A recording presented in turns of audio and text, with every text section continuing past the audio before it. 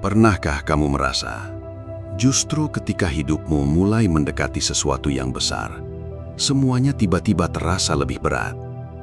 Bukan hanya soal uang, tapi hubungan mulai renggang, pikiran terasa penuh, kesempatan datang lalu hilang begitu saja.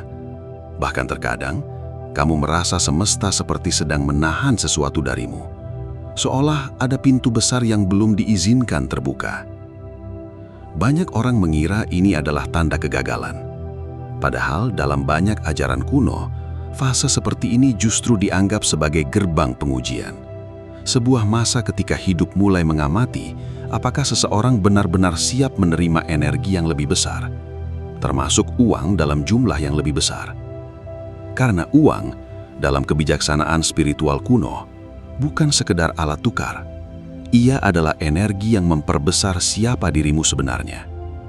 Jika batin seseorang masih rapuh, uang akan memperbesar kekacauan.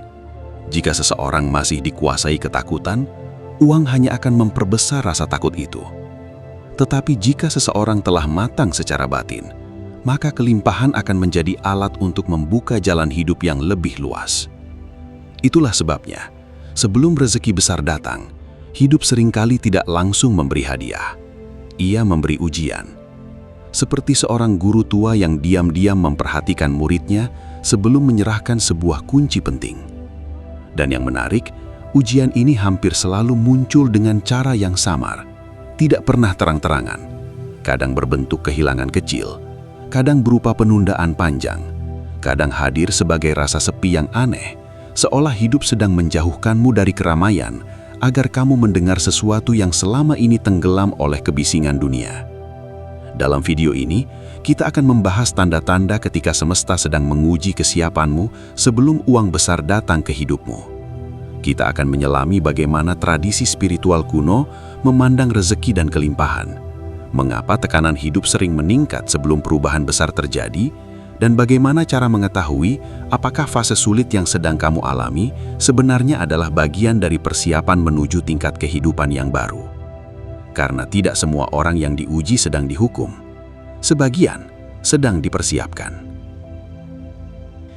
Sebelum kita melangkah lebih jauh, saya ingin bertanya terlebih dahulu.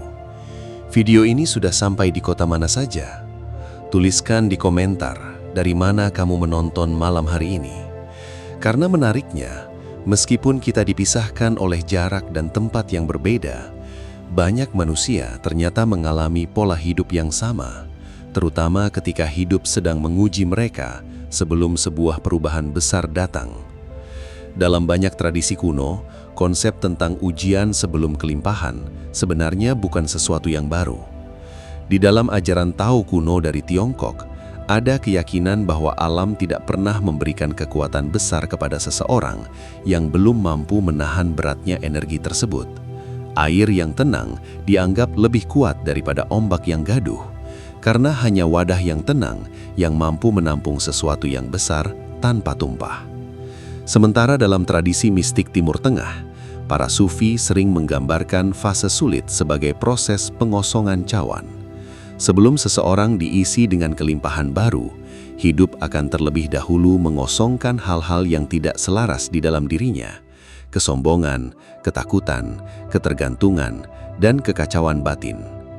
Bahkan dalam naskah-naskah hermetik kuno, terdapat gagasan bahwa alam semesta bekerja melalui hukum resonansi. Artinya, seseorang tidak menerima berdasarkan apa yang ia inginkan, tetapi berdasarkan apa yang sanggup ia jaga. Itulah sebabnya banyak orang mengejar uang, tetapi sedikit yang benar-benar siap ketika uang besar datang. Karena uang bukan hanya tentang memiliki lebih banyak, ia membawa tanggung jawab, godaan, tekanan, dan perubahan energi yang sangat besar terhadap hidup seseorang. Dan menurut kebijaksanaan esoterik, semesta selalu menguji satu hal sebelum membuka pintu kelimpahan. Apakah batinmu cukup stabil untuk tidak hancur oleh apa yang kamu minta?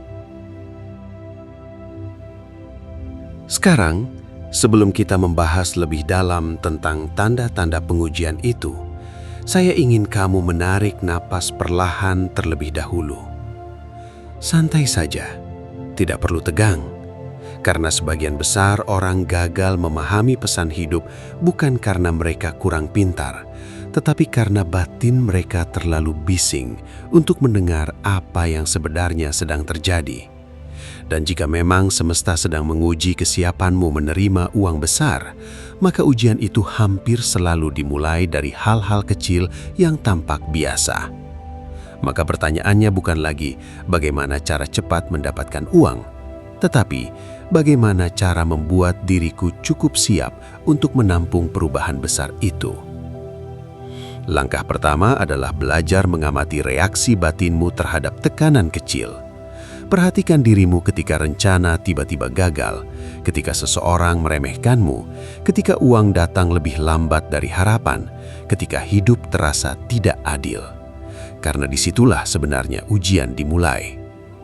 Banyak orang ingin menerima kelimpahan besar, tetapi emosi mereka masih mudah runtuh oleh masalah kecil. Dan semesta selalu membaca kestabilan sebelum memberikan kapasitas yang lebih besar. Bayangkan sebuah bendungan besar. Jika retakan kecil saja belum mampu diperbaiki, bagaimana mungkin bendungan itu sanggup menahan jutaan liter air? Begitu pula manusia. Kadang hidup sengaja memberi tekanan kecil untuk memperlihatkan bagian mana dari dirimu yang masih rapuh. Langkah kedua adalah menghentikan kebiasaan mengejar segalanya dengan panik.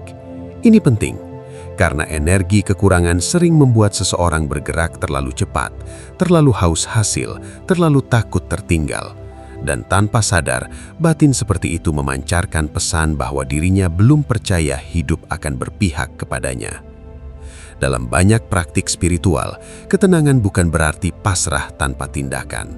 Ketenangan adalah kemampuan untuk tetap jernih meskipun masa depan belum terlihat jelas. Coba mulai biasakan satu hal sederhana. Saat merasa cemas tentang uang, jangan langsung bereaksi. Diam sejenak. Duduk tenang beberapa menit setiap hari tanpa musik, tanpa notifikasi, tanpa distraksi. Dengarkan pikiranmu sendiri. Perhatikan ketakutan apa yang paling sering muncul ketika berbicara tentang rezeki. Karena seringkali penghalang terbesar datang bukan dari dunia luar, tetapi dari luka batin yang diam-diam membuat seseorang merasa tidak layak menerima kelimpahan besar. Langkah ketiga adalah menjaga energi dari kebiasaan yang menguras hidupmu. Dalam kebijaksanaan kuno, energi tidak hanya hilang karena pekerjaan berat. Energi juga bocor melalui iri hati, overthinking, kebencian tersembunyi, lingkungan yang toksik, dan kebiasaan membandingkan hidup dengan orang lain. Itulah sebabnya beberapa orang tetap merasa lelah meskipun tidak melakukan banyak hal. Batin mereka terus bocor. Dan seseorang yang energinya terus habis akan sulit mempertahankan rezeki besar ketika itu datang. Mulailah bertanya pada dirimu, apa yang paling menguras kedamaian hidupku akhir-akhir ini? Karena terkadang, sebelum semesta menambahkan sesuatu ke hidupmu, ia menunggu sampai kamu berhenti mempertahankan hal-hal yang perlahan menghancurkan dirimu sendiri. Langkah berikutnya adalah belajar bersyukur secara sadar, bahkan pada fase yang belum sempurna. Ini bukan kalimat motivasi kosong. Secara spiritual, rasa syukur mengubah cara batin memandang kenyataan.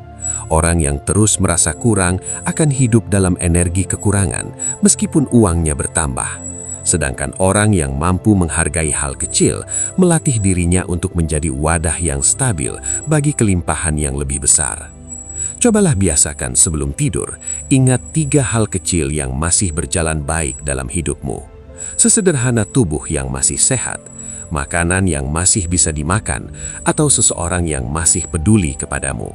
Karena batin yang penuh syukur lebih sulit dikuasai rasa takut.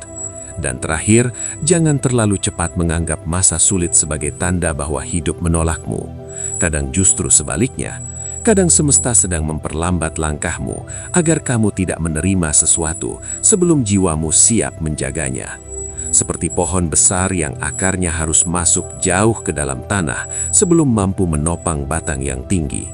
Prosesnya tidak selalu nyaman. Tetapi tanpa akar yang kuat, pohon besar akan tumbang saat badai pertama datang. Sekarang, saya ingin kamu benar-benar fokus. Karena di bagian ini, kita akan mulai memahami sesuatu yang jarang dibicarakan orang.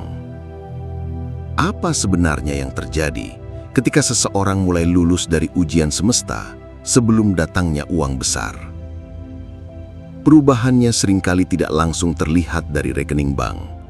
Ia muncul terlebih dahulu di dalam batin. Dan anehnya, banyak orang justru tidak menyadari bahwa hidup mereka sedang berubah. Salah satu tanda pertama adalah kamu mulai kehilangan ketertarikan pada hal-hal yang dulu terasa sangat penting. Keramaian yang dulu membuatmu nyaman mulai terasa melelahkan. Validasi orang lain perlahan tidak terlalu mempengaruhi dirimu.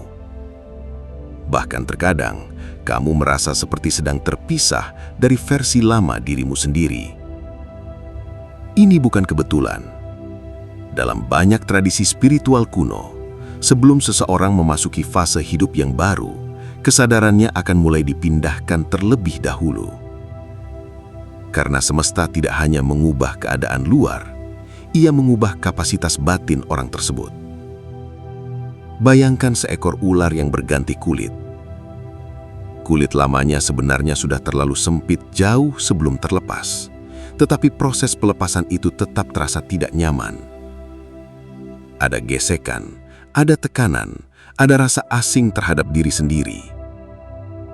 Begitu pula manusia ketika sedang dipersiapkan menuju tingkat kelimpahan yang lebih besar. Versi lama dari dirinya mulai terasa tidak cocok lagi. Dan di fase ini, banyak orang salah paham. Mereka mengira dirinya kehilangan arah, padahal sebenarnya kesadarannya sedang diperluas. Lalu tanda berikutnya adalah hidup mulai memperlihatkan siapa yang benar-benar selaras dengan dirimu dan siapa yang selama ini hanya hadir karena versi lamamu. Inilah mengapa sebelum perubahan besar datang, beberapa hubungan tiba-tiba menjauh dengan sendirinya. Bukan karena kamu menjadi buruk, tetapi karena energi hidupmu mulai berubah. Dalam filsafat hermetik kuno, terdapat prinsip bahwa segala sesuatu bergerak dan bergetar. Ketika getaran batin seseorang berubah, maka lingkungan yang tidak lagi selaras perlahan akan terlepas. Dan proses ini sering terasa sepi. Sangat sepi. Karena semesta kadang menciptakan jarak sementara agar seseorang tidak terus dipengaruhi oleh energi lama yang menahan pertumbuhannya. Inilah alasan mengapa beberapa orang mengalami fase di mana hidup terasa sunyi tepat sebelum rezekinya berubah drastis. Kesunyian itu bukan hukuman. Ia seperti ruang kosong yang sedang disiapkan untuk sesuatu yang baru. Kemudian, ada perubahan lain yang lebih dalam lagi. Kamu mulai melihat uang dengan cara berbeda. Dulu mungkin uang terasa seperti alat untuk membuktikan diri, untuk terlihat berhasil, untuk mengejar pengakuan. Tetapi perlahan, cara pandang itu berubah. Kamu mulai memahami bahwa uang sebenarnya hanyalah alat penguat energi. Di tangan batin yang kacau, uang memperbesar kekacauan. Di tangan batin yang tenang, uang memperbesar manfaat. Dan saat kesadaran ini muncul, hubunganmu dengan rezeki menjadi jauh lebih sehat. Kamu tidak lagi terlalu panik saat kehilangan, tidak terlalu mabuk saat mendapatkan. Karena untuk pertama kalinya, kamu mulai memahami bahwa kelimpahan sejati bukan hanya tentang jumlah uang, tetapi tentang kestabilan energi ketika memilikinya. Lalu ada satu tanda yang paling sering disalahartikan manusia. Penundaan. Ketika seseorang sedang dipersiapkan untuk sesuatu yang besar, hidup sering bergerak lebih lambat dari keinginannya. Kesempatan terasa tertahan. Hasil belum muncul. Doa seperti menggantung di udara. Dan di titik inilah sebagian besar orang menyerah. Padahal justru di fase inilah semesta sedang melihat satu hal penting. Apakah kamu tetap percaya pada prosesmu, bahkan ketika belum ada bukti yang terlihat? Karena siapapun bisa tenang ketika hidup berjalan mudah. Tetapi hanya sedikit orang yang tetap menjaga pikirannya tetap jernih ketika segalanya belum pasti. Dan menurut banyak ajaran spiritual kuno, kestabilan di tengah ketidakpastian adalah tanda bahwa seseorang mulai siap menerima tanggung jawab yang lebih besar. Sebab uang besar tidak hanya membutuhkan kemampuan menghasilkan. Ia membutuhkan kemampuan menjaga diri agar tidak hancur ketika hidup berubah cepat. Sekarang, saya ingin kamu kembali fokus. Karena ada satu bagian paling dalam dari ujian ini yang hampir tidak pernah. Sekarang, saya ingin kamu kembali fokus. Karena ada satu bagian paling dalam dari ujian ini yang hampir tidak pernah disadari banyak orang. Semesta seringkali tidak menguji seberapa kuat kamu saat tidak punya apa-apa. Ia justru menguji bagaimana hatimu bereaksi ketika pintu kelimpahan mulai sedikit terbuka. Ini hal yang sangat halus. Kadang setelah seseorang mulai dipersiapkan menuju rezeki besar, hidup tidak langsung memberinya kelimpahan penuh. Semesta hanya memberi isyarat kecil.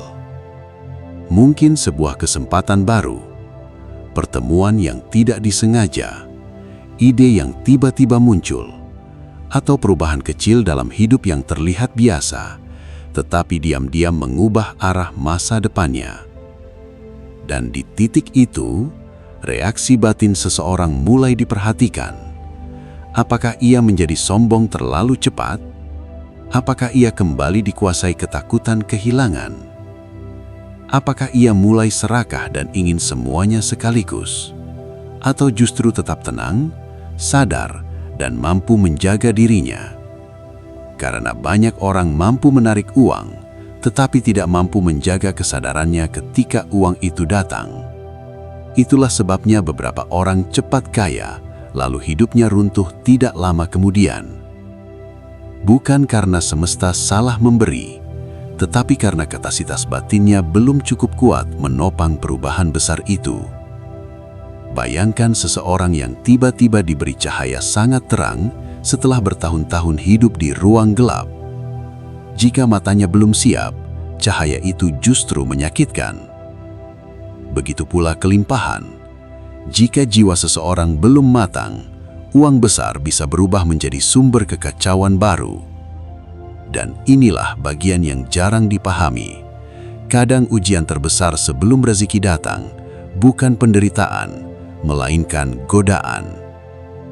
Godaan untuk kembali menjadi versi lama dirimu. Godaan untuk bereaksi berlebihan. Godaan untuk membuktikan sesuatu kepada dunia. Karena ego manusia sangat licik. Saat hidup mulai membaik, ego sering berbisik, "Sekarang tunjukkan siapa dirimu." Padahal semakin besar energi yang datang ke hidup seseorang, semakin penting ia menjaga kerendahan hatinya. Dalam banyak ajaran mistik, wadah yang paling kuat justru adalah yang paling tenang. Laut tidak berteriak meski menampung miliaran liter air. Matahari tidak perlu membuktikan cahayanya kepada siapapun. Dan orang yang benar-benar siap menerima kelimpahan biasanya mulai kehilangan kebutuhan untuk terlihat hebat di mata orang lain. Mereka lebih diam, lebih hati-hati terhadap energi, lebih selektif terhadap lingkungan, karena mereka mulai memahami bahwa menjaga kedamaian batin jauh lebih penting daripada memenangkan pengakuan sesaat.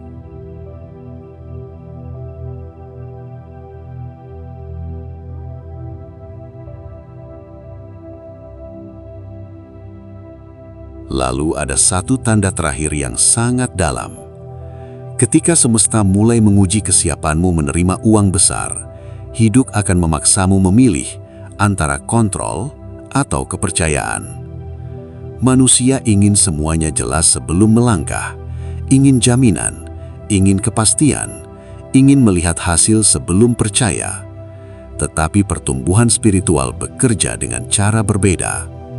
Kadang kamu diminta berjalan di lorong gelap terlebih dahulu sebelum pintunya terlihat. Dan fase itu sangat tidak nyaman, karena di sanalah ketakutan, keraguan, dan luka lama mulai naik ke permukaan. Namun justru di titik itulah seseorang belajar sesuatu yang sangat penting, bahwa tidak semua hal harus dikendalikan untuk bisa terjadi.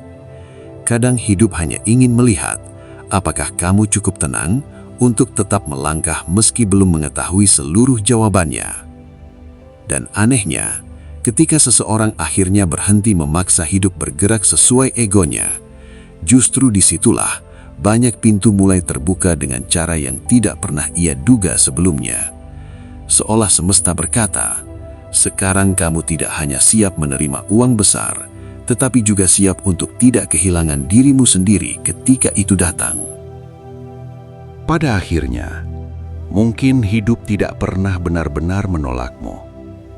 Mungkin selama ini hidup hanya sedang memastikan bahwa ketika kelimbahan itu datang, kamu tidak hancur oleh beratnya sendiri. Karena uang besar bukan hanya tentang memiliki lebih banyak. Ia membawa perubahan energi, perubahan cara berpikir, perubahan hubungan, bahkan perubahan terhadap cara seseorang memandang dirinya sendiri. Dan itulah sebabnya semesta sering bekerja dengan cara yang tidak dipahami banyak manusia. Ia tidak selalu memberi dengan cepat.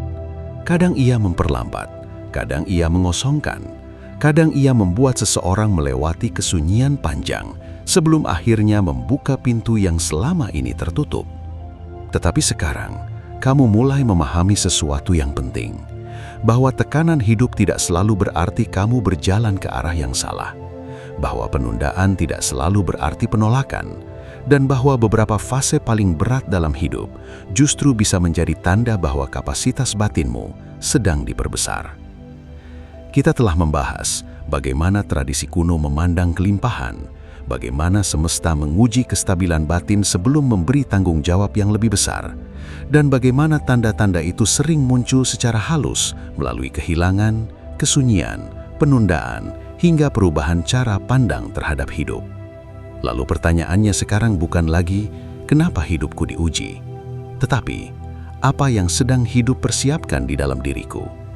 Karena bisa jadi, hal terbesar yang sedang dibangun semesta bukan rekeningmu terlebih dahulu, melainkan dirimu sendiri.